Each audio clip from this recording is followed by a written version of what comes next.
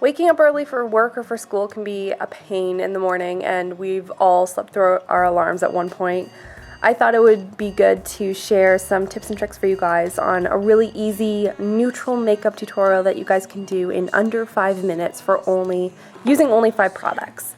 This is my youngest sister-in-law, Caroline, and she's going to be my lovely model for this video, and she's going to show you exactly what you can do at home to achieve this look.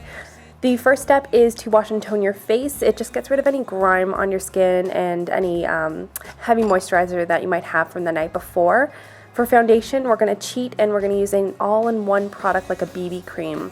This is going to moisturize, prime, and provide coverage as well. It's also known as a beauty balm. I love this one because it's not greasy and it's also quite pigmented.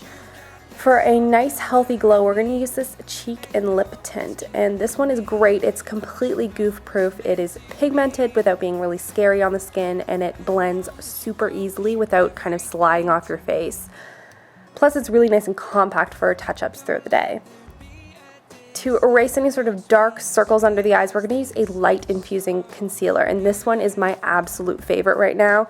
It not only does a great job of covering up any of those dark circles or puffiness, but dabbing some on the shadows of any sort of massive breakout that you might have makes it appear a lot less noticeable, and I have a ton of those like mountains on my skin. But anyway, for the eyeshadow, we're going to use a really good versatile neutral palette like this one. For Caroline, what we're going to do is we're going to apply the lightest shade to the corners of the eyes and under the brow, and that's just going to highlight and really brighten the eye.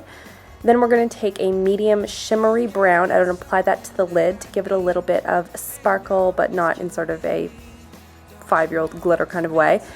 And then using the darkest shade, we're going to put that along the lash line and in the sideways, sort of a V on the outer edge of the eye. This is going to create a really subtle definition to the eye. Now, Caroline is using the sponge applicator from her palette, which she has washed.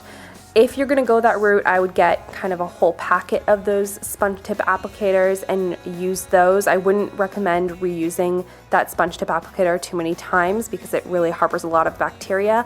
Or take that money and invest in 2 or 3 really good eyeshadow brushes. It's totally up to you. For mascara, Caroline has really short lashes, so we're using a lengthening one, and one trick that I have for her is wiggling the brush back and forth at the base really adds some thickness to the lashes as well.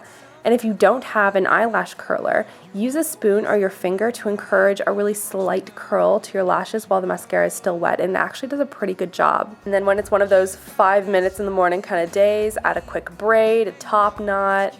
You didn't really even have to brush your hair for that. I hope you guys found this video helpful. Don't forget to say hi to Caroline in the comments if you get a chance, and click the thumbs up button if you did find this video helpful. I'd very much appreciate it. And also share comments on your #1 tip for getting ready in a rush. I'd love to hear from you guys, and I'll try to just respond to as many as I possibly can. Until next time, I'll see you guys in my next video, and I love you girls so much.